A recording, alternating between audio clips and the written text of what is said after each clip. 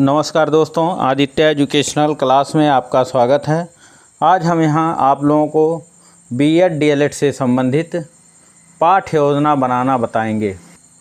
जैसे सबसे पहले ऊपर हम लिखते हैं पाठ योजना, उसके बाद संस्था का नाम, जिस संस्था में आपको शिक्षण कार्य करना है उस संस्था का नाम लिखेंगे। छात्राध्यापिका का नाम या छात्राध्यापक का नाम, जो आपका नाम होगा, नाम यहाँ अंकित करेंगे।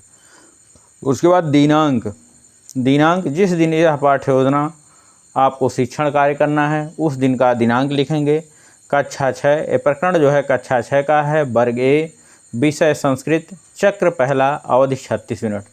जो विस्तृत पाठ्य योजना होता है वह 36 मिनट का होता है। यहाँ हमारा प्रकरण है रक्षाबंधनम। उसके बाद सामान्य उद्देश्य लिखते हैं। सामान्य उद्देश्य का संबंध हमारा विषय से होता है, जैसे विषय संस्कृत हो, सामान्य उद्देश्य का संबंध संस्कृत से होता है। लेकिन विशिष्ट उद्देश्य का संबंध हमारा प्रकरण से होता है। सामान्य उद्देश्य में पहला जो सामान्य उद्देश्य, छात्रों में संस्कृत भाषा के प्रति रुचि उत्पन्न करना।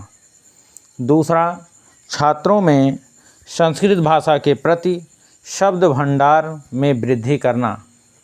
तीसरा, छात्रों में संस्कृत भाषा का शुद्ध वाचन करने की योग्यता प्रदान करना। चौथा, छात्रों को संस्कृत साहित्य की शैलियों से परिचित कराना।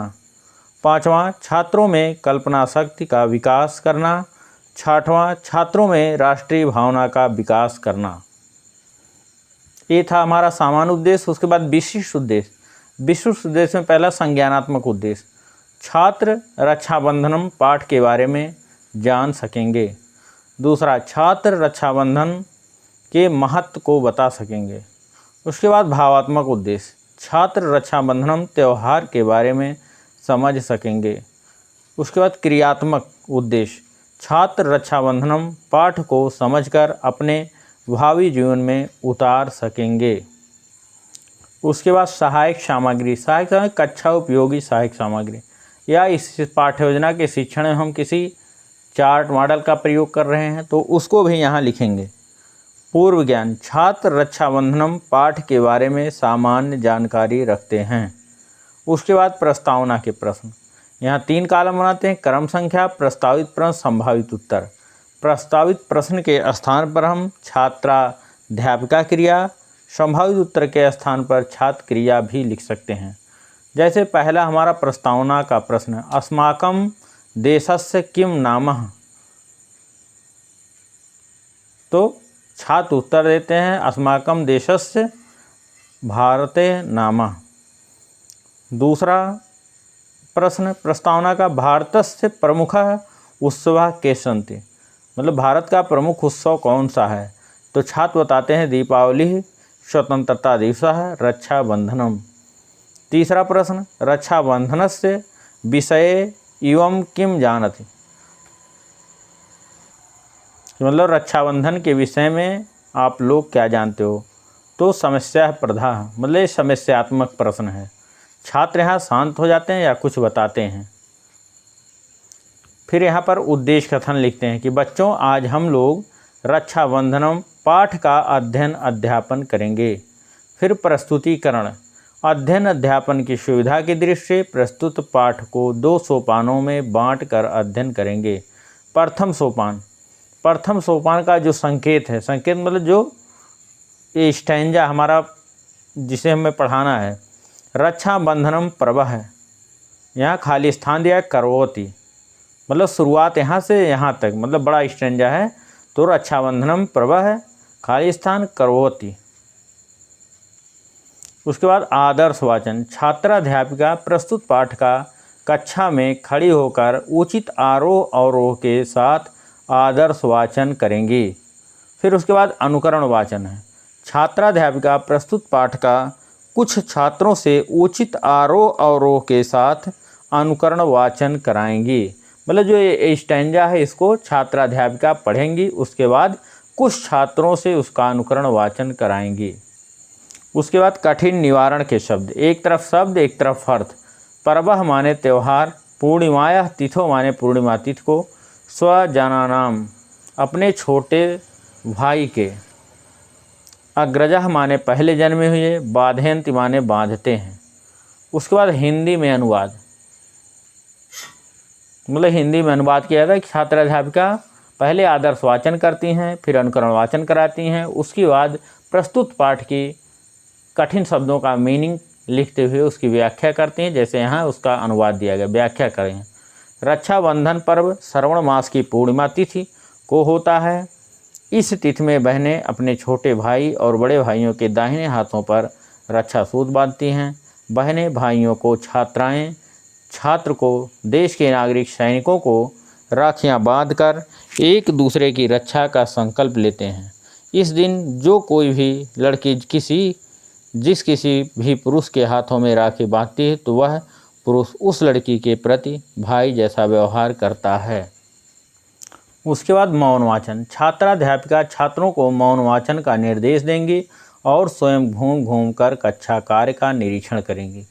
मतलब छात्राध्यापिका उसको अनुवाद कर चुकी और कहेंगी कि वह आप लोग शांतपूर्वक पढ़िए, यही मौन वाचन होता है। उसके बाद विचार विश्लेषण के प्रश्न। मौन वाचन समाप्त होने के बाद छात्राध्यापिका द्वारा प्रश्न पूछे जाते हैं। विचार विश्लेषण के प्रश्न कहते हैं या इसी को बोध प्रश्न कहते हैं। रक्षाबंधन त्यौहार कब मनाया जाता है? दूसरा प्रश्न, रक्षाबंधन त्यौहार किसका है? फिर द्वितीय सोपान आता। द्वितीय सोपान में संकेत भारतस्य खाली स्थान आकरोति। उसके बाद आदर्श वाचन। छात्राध्यापिका प्रस्तुत पाठ का कक्षा में खड़ी होकर उचित आरोह अवरोह के साथ आदर्श वाचन करेंगे। फिर अनुकरण वाचन। छात्राध्यापिका कुछ छात्रों से प्रस्तुत पाठ का उचित आरोह अवरोह के साथ अनुकरण वाचन कराएंगी। उसके बाद कठिन निवारण के शब्द अर्थ। सम्मानः माने सम्मान, अक्रोध माने किया, स्वीकारः माने स्वीकार। उसके बाद हिंदी अनुवाद। भारत के मध्यकाल के इतिहास में रक्षाबंधन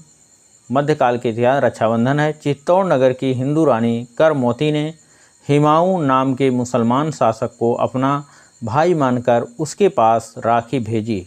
उस सम्राट हिमाऊ ने राखी स्वीकार करके उस करमोती के सम्मान की रक्षा की। गुजरात नरेश के साथ युद्ध में हिमाऊ चित्तौड़गढ़ की सहायता की। मतलब जैसे पहले सोपान में आदर्श वाचन, अनुकरण वाचन, कठिन निवारण के शब्द और हिंदी अनुवाद या व्याख्या किया गया, ठीक उसी प्रकार से यहाँ दूसरे सोपान में भी किया जाता है या किया गया। उसके बाद मौन वाचन। छात्राध्यापिका छात्रों को मौन वाचन का निर्देश देंगी और स्वयं घूम घूम कर कक्षा कार्य का निरीक्षण करेंगे। उसके बाद विचार विश्लेषण के प्रश्न। पहला प्रश्न, हिंदू रानी करमोती ने किसे राखी भेजा? दूसरा प्रश्न, विचार विश्लेषण। गुजरात नरेश के साथ युद्ध में चित्तौड़ नगर की सहायता किसने की? उसके बाद पुनरावृत्ति के प्रश्न। पुनरावृत्ति के प्रश्न पूछने का उद्देश्य होता है कि पाठ की पुनः आवृत्ति हो जाए। जैसे पहला प्रश्न पुनरावृत्ति का, छात्राएं किसके हाथों में राखी बांधती हैं? दूसरा, रक्षाबंधन का त्यौहार कब पड़ता है? तीसरा प्रश्न, सम्राट हिमाऊ को राखी किसने भेजा? पुनरावृत्ति के प्रश्न जिससे पाठ की पुनः आवृत्ति हो जाए इसलिए पूछे जाते हैं, जैसे यहाँ पूछा गया। उसके बाद गृह कार्य दे दिया जाता है कि बच्चे घर से लिख करके लाएंगे। तो यहाँ प्रस्तुत पाठ का अर्थ लिखिए, मतलब जो पाठ दिया गया, गद्यांश या पद्यांश दिया गया, उसका अर्थ छात्रों को घर से लिख कर आने को कहा जाता है। उसके बाद आलोचना या सुझाव में पर्यवेक्षक द्वारा छात्राध्यापक के शिक्षण कार्य का पॉजिटिव और नेगेटिव दोनों प्रकार की आलोचनाएं की जाती हैं कि उनका शिक्षण कार्य कैसा है, कहाँ पर कमियां हैं और कहाँ पर अच्छाइयाँ हैं।